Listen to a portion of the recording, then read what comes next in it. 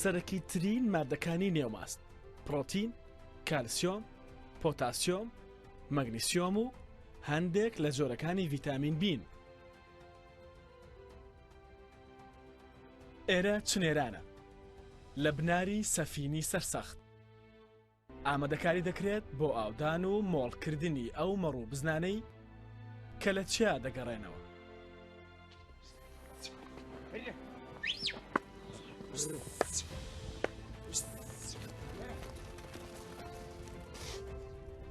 گۆلەکان پڕ دەکرێن لە ئاوی سازگار. کاتی هاتنەوەیان.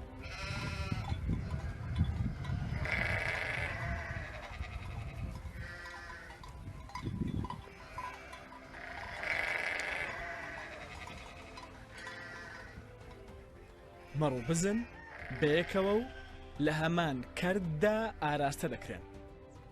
تینویانە لە بەیانیەوە دەمیان وشک بووە، هێندەی پوش و پەلاش و چڵووی وشک بهاڕن و قوتی بدەن. لێرە جیاوازی لە نێوان تیرەکانی ئاژەڵەکاندا نییە. هەمویان بەیەکەوە لەسەر هەمان گۆلە ئاو دەخۆنەوە. مافی هەموانیش لەلایەن شوانە گەنجەکەوە زۆر بە توندی پارێزراوە.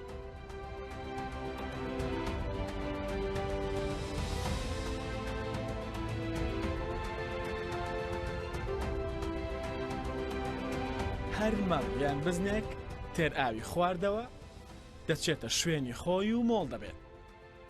مۆڵبوون وەرگرتنی پشوێکی کاتیە پێش ئەوەی شیری هەناویان ببەخشن بە خاوەنەکانیان. ڕەنگەکانیان جیاوازن، بەڵام هەمویان یەک ئاواز دەشەنن، هەمویان یەک ئامانجیان هەیە.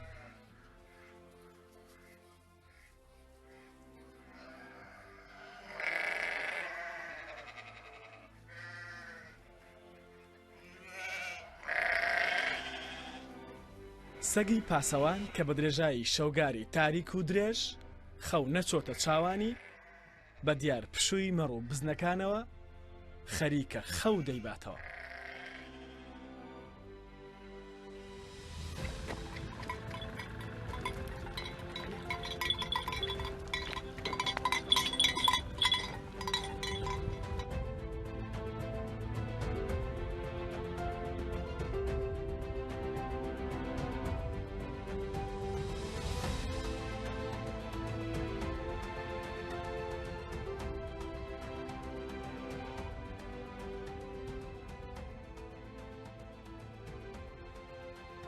ڕۆژانە جەستەی مرۆڤ پێویستی بە 1000 ملیگرام کالسیۆمە.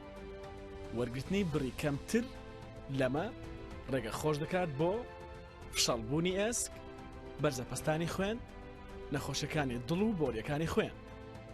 بەگشتی لە کوپێکی 300 گرامی مازدا 375 ملیگرام کالسیۆم هەیە.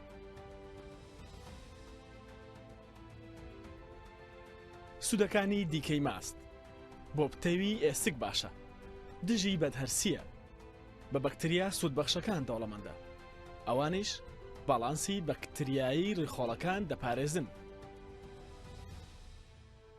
گوێدرێژ نازانێت دابنیشێت، هەرچەندە ماندوو شەکەتە، بەڵام هەر بە پێوەیە و ئامادەیە بۆ گواستنەوەی کەلوپەلی شوان.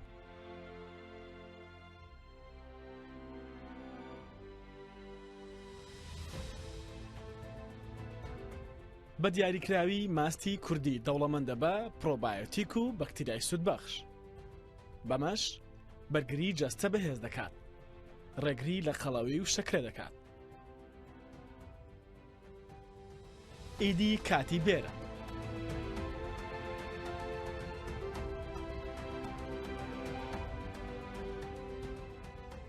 بێر پرۆسەی دۆشینی مەڕووبزنەکانە.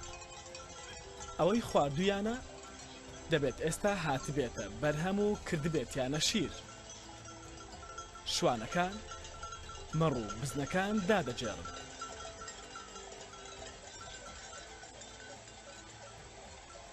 دوو خانمی خێزانە مەردارەکە دەبنە بێری.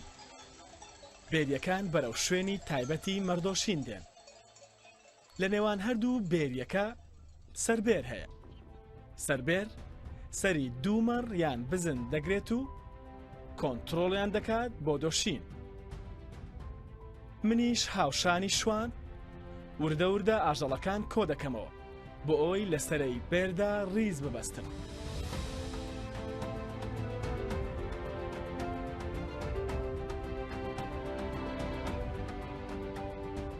ئەو ئاژەڵانەی دەزانن هەکبەی شیریان بەتاڵە خۆیان دەدەزنەوە و نایەنە سەرە. خۆگەر تووشیش بوون لەوێ خۆیان بە بیان و یەک دەرباز دەکەن. ئەمە هاوێرکردنی پێدەڵێن.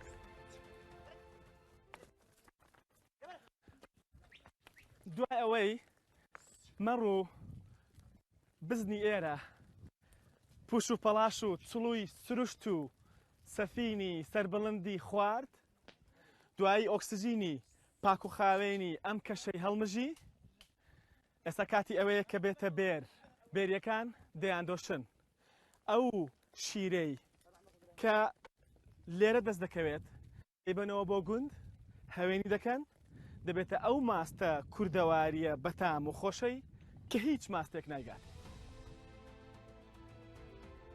جگە لە ستەویرەکان هەموو ئاژەڵەکان دێن و دەدۆشرێن. بێری ستڵێکی پلاستیکی دەخاتە ژێر ئاژەڵەکە و بە هەردووک دەستی جووتە گوانەکەی دەگوشێت و شیر دەپڕژێنێتە نێو سەتڵەکە. دانە بەدانە مەڕوو بزنەکان دێن بەتاڵ دەبنەوە لە شیرە سپیە پڕ لە بەها خۆراکیە باڵاکە. وردە وردەش سەتڵەکە پڕ دەبێت و شیرەکە دەڕژێنرێتە نێودۆڵکەیەکی گەورەترەوە. قۆناغەکانی بەرهەمهێنانی ماست. شیرەکە بە کوڵاندن پەستەرە دەکرێت. پەستەرە زیندەوەرە نەخۆشخەرەکان لە نێو دەبات. بەکتریا زیندووە بێزیانەکانی تێدەکرێت.